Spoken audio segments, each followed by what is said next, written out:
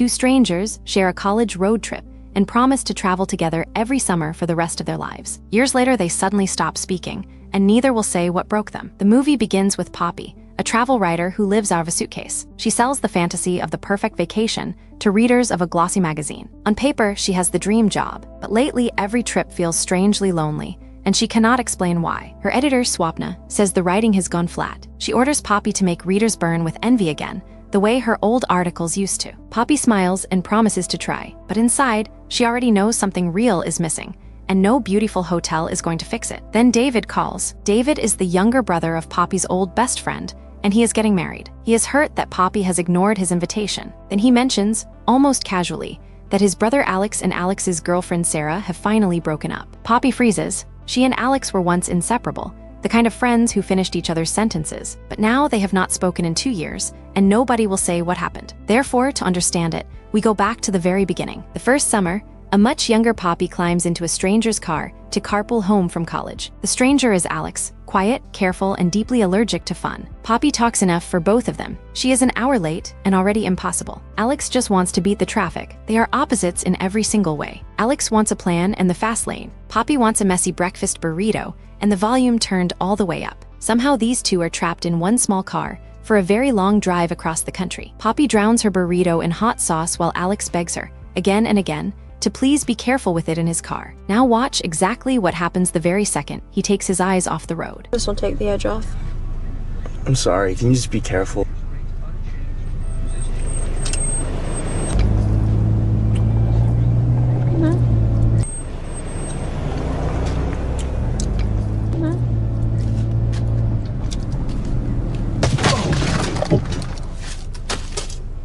Yeah, that went about as well as you would expect. Two ships passing in the night. They spend hours talking about everything and nothing. Poppy hates his stiff taste, he hates her cheesy music, and neither will admit they are secretly having the time of their lives. But the endless road keeps forcing them together. At a lonely wishing well next to a gas station, Poppy wants to make a wish but has no coin. Alex teases her about it, then watch the small, quiet thing he decides to do next.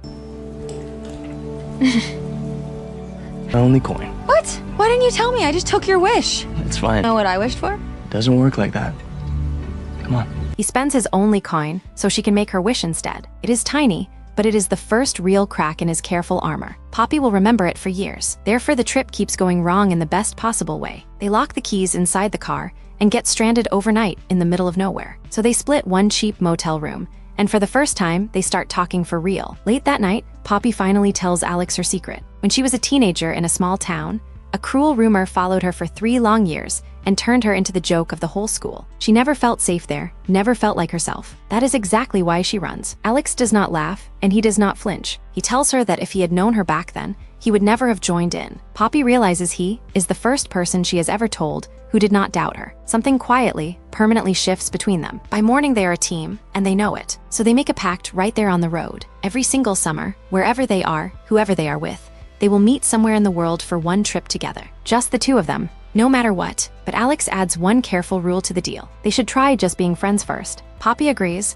and pretends that rule will be easy to keep. Anyone watching can already tell it will not stay easy for very long. Back in the present, that old pact is exactly why this wedding terrifies Poppy. Going means facing Alex after 2 silent years. Swapna tells her to stop hiding from her life and just get on the plane. I can't go to the wedding. Right. That'd be crazy. Insane. I have Santorini, so I don't even need to make up an excuse, because I already. So Poppy calls Alex to tell him she is coming to his brother's wedding. She wants to sound calm and casual about it. Watch how badly this one simple phone call is about to spiral out of her control. Hello? Really, I'm wiggling. Holy dude. Hello? Sorry, who's this? You called me? In a total panic, she blurts out a lie that her magazine is sending her to the very same city for work anyway. It comes out before she can stop it. Now she is completely trapped in the fib. Poppy flies out with her stomach in knots. When she finally spots Alex, 2 years of silence hang heavy between them. Where they once hugged like family, Alex awkwardly offers her a handshake. She can barely stand how cold that small gesture feels. To understand that painful handshake, rewind again to a wilder summer. Poppy's warm, wildly unfiltered mother, Wanda, sends the two of them off camping. Wanda packs them enough safety supplies for a small army, completely convinced they are secretly a couple. Everyone around them keeps making that same assumption. Poppy and Alex insist they are only friends, nothing more. But the way these two bicker like an old married couple is really not helping their case. In Canada, they throw out the guidebook and decide to just wing it, much to Alex's horror. Predictably, they end up lost, so they crash with a group of cheerful strangers at a remote lakeside camp, led by an easygoing boatman named Buck. Poppy talks Alex into buying an enormous chainsaw sculpture he could never possibly carry home. Then a free-spirited traveler named Daisy sets her sights on Alex and flirts with him hard. Alex, of course, has no idea what to do with any of it, so Poppy pushes him to loosen up and live a little. She invents an alter ego for him, Vacation Alex, the braver version who does bold, reckless things. Watch just how far this brand new Vacation Alex is willing to go tonight. With people that you never have to see again. I don't do stupid shit. Maybe Vacation Alex does. Vacation Alex!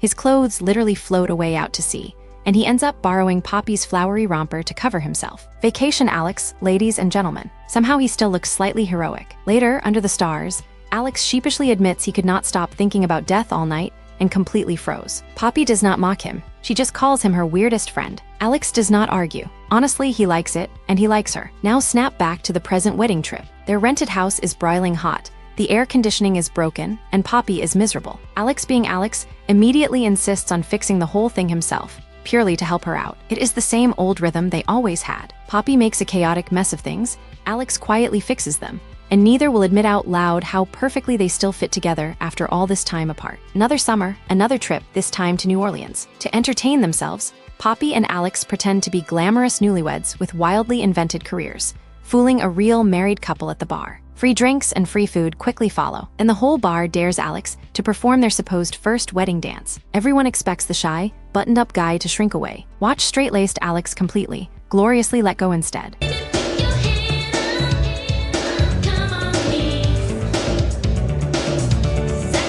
Vacation Alex, is that the best that you got?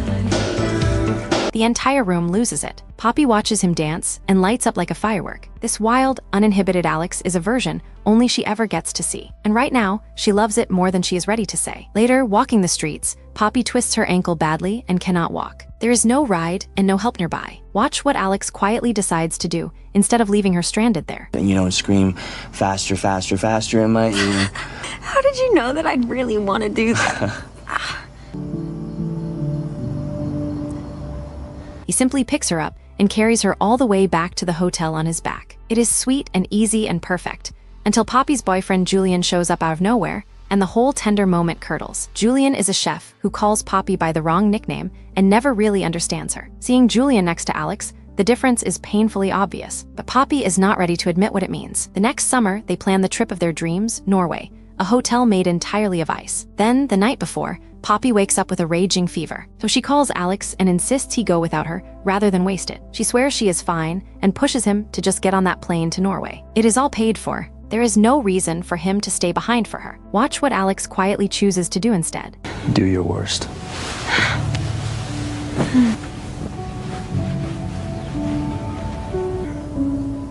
I know.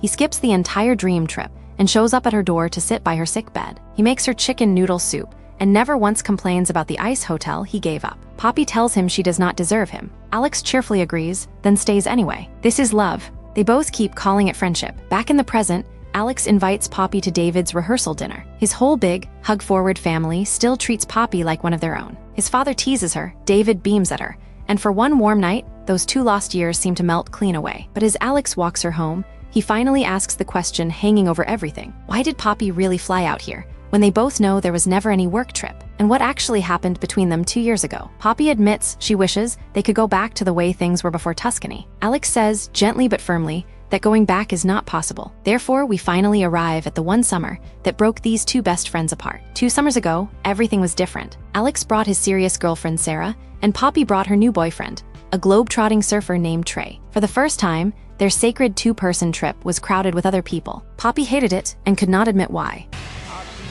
This place is stunning. Oh no, thank R&R. I have done nothing to deserve this. Hi, Trey.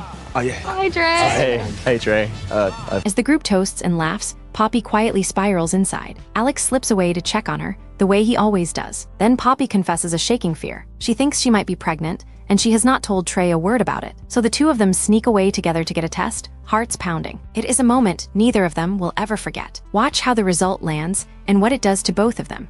It's negative.